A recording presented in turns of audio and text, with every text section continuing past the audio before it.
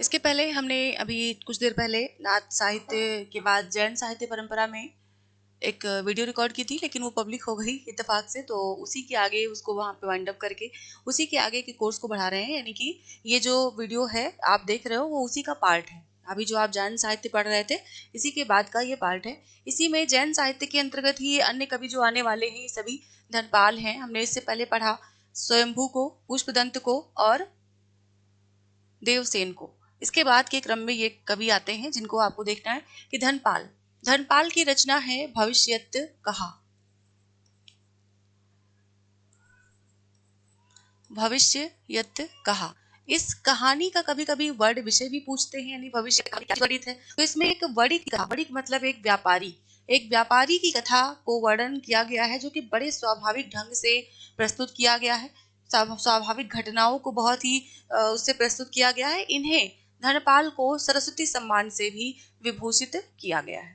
तो इस तरह से इनको सरस्वती की उपाधि भी मिली है। मतलब सरस्वती सम्मान उस जमाने में नहीं था, लेकिन सरस्वती सम्मान मतलब एक तरह से उपाधि इनको दी गई है, सरस्वती कहा गया धनपाल को। और इसके बाद रचना इनकी जो है वो भविष्यत कथा, जिसे कि भविष्यत कहा भी कहा जाता है, यानी कथा कहिए या कहा कहिए, दोनों चीजें हैं।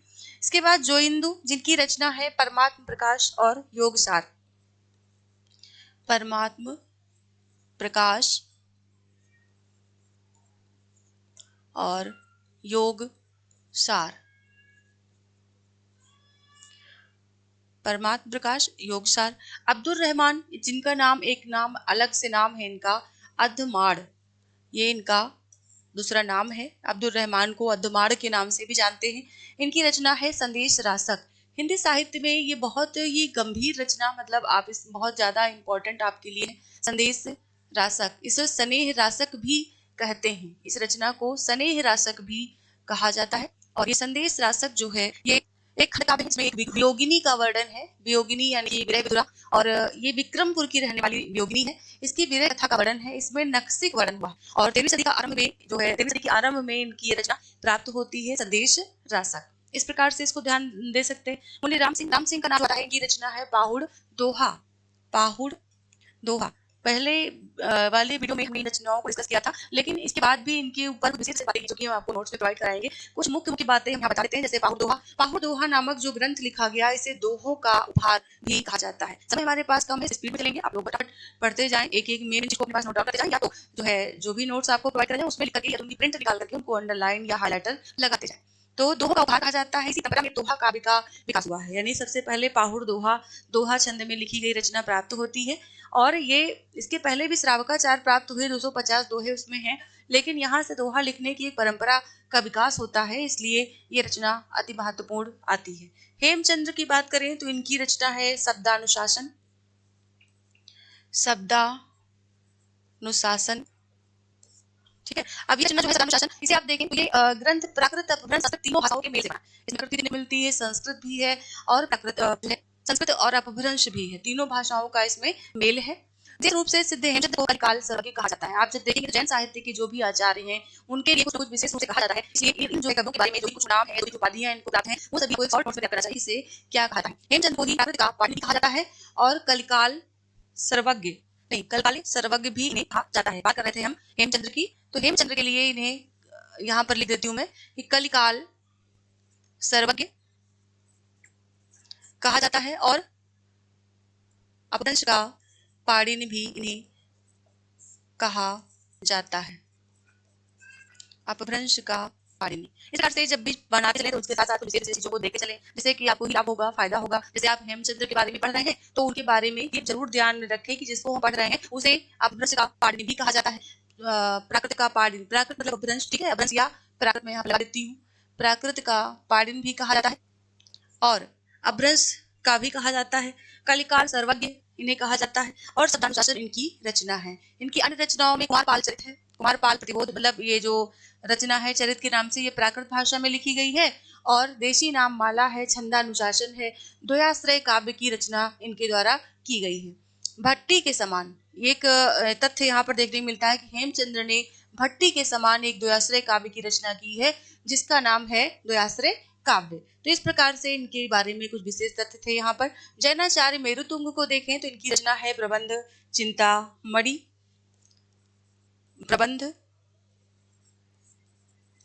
चिंतामणि ये जैनाचार्य मेरुतुंग की रचना है और इस रचना में ये भोजपत्र पर लिखित है और संस्कृत भाषा में है, भोजपत्र पर लिखित है। इसमें अनेक ऐतिहासिक कथाएं संकलित हैं, संग्रहित की गई हैं। 20वीं सदी में हजारी प्रसाद द्विवेदी ने बाद में इसी ग्रंथ पर, जो ये रचना है प्रबंध चिंतामणि, इसी के ऊपर चारुचंद्र लेख उपन्यास की रचना की है। तो इसलिए और भी महत्वपूर्ण हो जाती है रचना। इसके ऊपर हजारी प्रसाद द्विवेदी की जो रचना है चारुचंद्र लेख वो आधारित है, इसलिए ये ज्यादा पूछी जाती है और चारुचंद्र लेख भी पूछी जाती है। सोमप्रभ सूरि की रचना है कुमारपाल प्रतिबोध।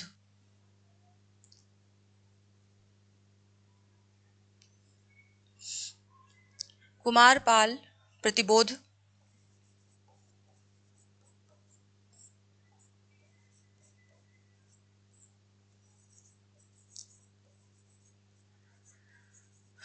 कुमारपाल प्रतिबोध।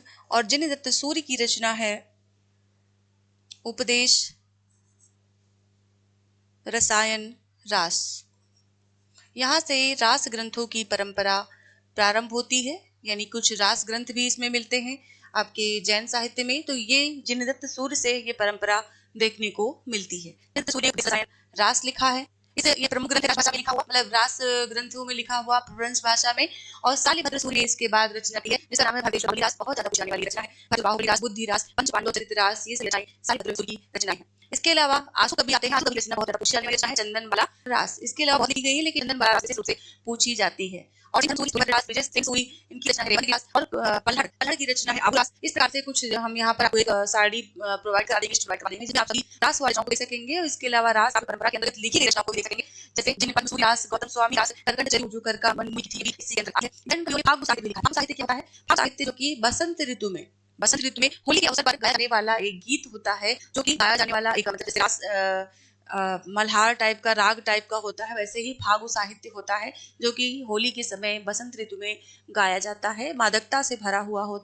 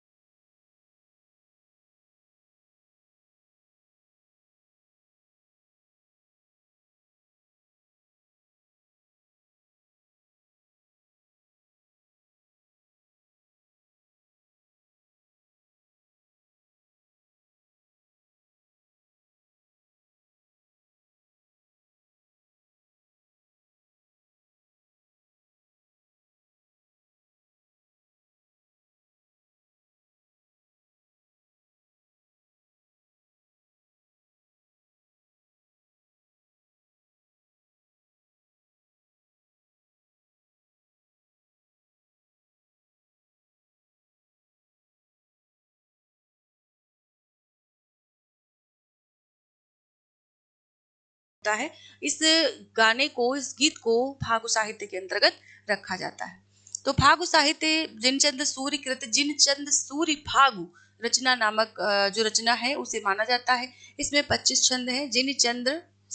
जिनचंद्र सूरि फागु और स्थूल भद्र फागु इसमें सर्वाधिक सुंदर ग्रंथ मानक कहते हैं, रासड़ कहते हैं, रासायन कहते हैं, ऐसा भी माना जाता है। तो रासो काव्य परंपरा भी हमें पृथ्वीराज रासो, बीसलदेव रासो, परमाल रासो, खुमार रासो आदि बहुत सारी रचनाएं देखने को मिलती हैं, जिसका कि तात्पर्य ये होता है कि बहुत मतभेद है। मतलब देखा तो 1287 ने इसका जो उत्पत्ति मानी